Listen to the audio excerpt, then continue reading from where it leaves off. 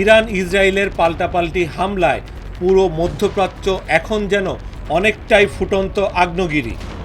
প্রায় 2300 কিলোমিটার দূর থেকে একে অন্যের মাটিতে ছুটছে ক্ষেপণাস্ত্র। তবে ইসরায়েলের যুদ্ধবিমানগুলো বিনা বাধায় সিরিয়া, জর্ডান, ইরাকের আকাশ পাড়ি দিয়ে হামলা চালাচ্ছে ইরানে, হত্যা করেছে বেসামরিক নাগরিক সহ ইরানের শীর্ষ সামরিক কর্মকর্তাদের।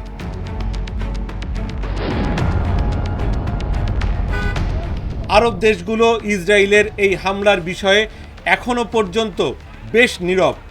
নিন্দা জানিয়ে কেবলমাত্র বিবৃতি দিয়েই ইসরায়েলি হামলার প্রতিবাদ জানিয়েছে মধ্যপ্রাচ্যের 21টি মুসলিম দেশ।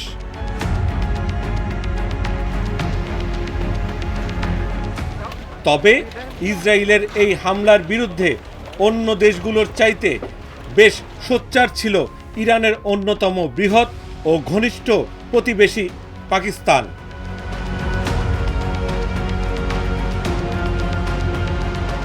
ইরানও চাইছে পূর্ব পাশের পড়শি পাকিস্তান যেন কঠিন সময়ে তাদের পাশে থাকে।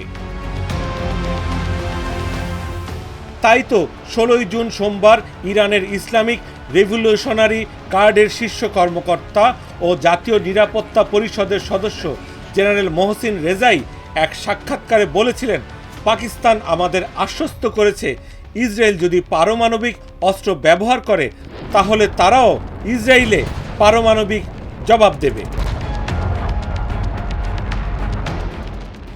জেনারেল রেজাই আরও জানান, পাকিস্তান ইরানের পাশে দাঁড়িয়ে মুসলিম বিশ্বের ঐক্যের ডাক দিয়েছে। অনেকে এরপর ভাবতে শুরু করেছিলেন যে পাকিস্তান কি তাহলে তাদের শাহিন-3 ক্ষেপণাস্ত্র দিয়ে 2700 কিলোমিটার দূরে তেল আবিবে হামলা চালাবে।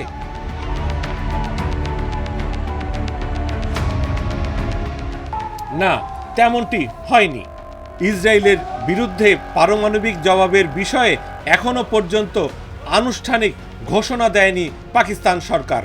তবে পাকিস্তানি প্রতিরক্ষা মন্ত্রী খাজা আসিফ এক অনলাইন পোস্টে বলেছিলেন, ইসরায়েলের পারমাণবিক সক্ষমতা নিয়ে পশ্চিমাদের উদ্বিগ্ন হওয়া উচিত, কারণ এই সংঘাত শুধু মধ্যপ্রাচ্যে সীমাবদ্ধ থাকবে না, বিশ্বব্যাপী প্রভাব ফেলতে পারে। প্রায় একই সুর ছিল পাকিস্তানের প্রধানমন্ত্রী শেহবাজ শরীফের কণ্ঠে। শেহবাজ শরীফ আর খাজা আসিফের এই কথার পরপরই ইরানের সঙ্গে 909 কিলোমিটার দীর্ঘ সীমান্ত পাকিস্তান বন্ধ করে দেয়ায় দৃশ্যপট হয়ে যায় অন্যরকম। পাকিস্তান জানায়, অনির্দিষ্টকালের জন্য ইরানের সঙ্গে সীমান্ত বন্ধ থাকবে, চলবে শুধুই বাণিজ্য।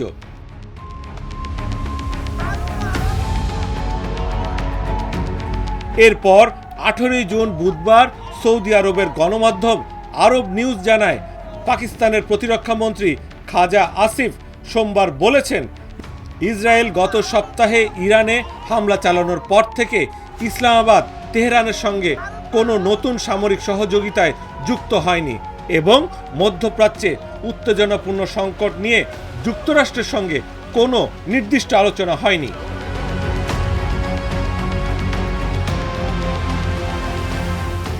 ইরানে ইসরায়েলের হামলার অন্যতম সমর্থনকারী মার্কিন যুক্তরাষ্ট্রের সঙ্গে ইরান ইস্যুতে পাকিস্তান সরকারের মন্ত্রী পর্যায়ে আনুষ্ঠানিক বৈঠক এখনও পর্যন্ত হয়নি। তবে ওয়াশিংটনে উড়ে গেছেন পাকিস্তানের অন্যতম ক্ষমতাধর ব্যক্তি সেনাপ্রধান জেনারেল আসিম মুনির। 18 জুন ফিল্ড মার্শাল আসিম মুনির দেখা করবেন মার্কিন প্রেসিডেন্ট ডোনাল্ড ট্রাম্পের সঙ্গে। ওয়াশিংটন সময় দুপুরে হোয়াইট হাউসে দুজন একসঙ্গে সারবেন মধ্যাহ্ন ভোজ। এরপর হয়তো বোঝা যাবে ইরানের সঙ্গে পাকিস্তানের আগামী দিনের সম্পর্ক কেমন হবে।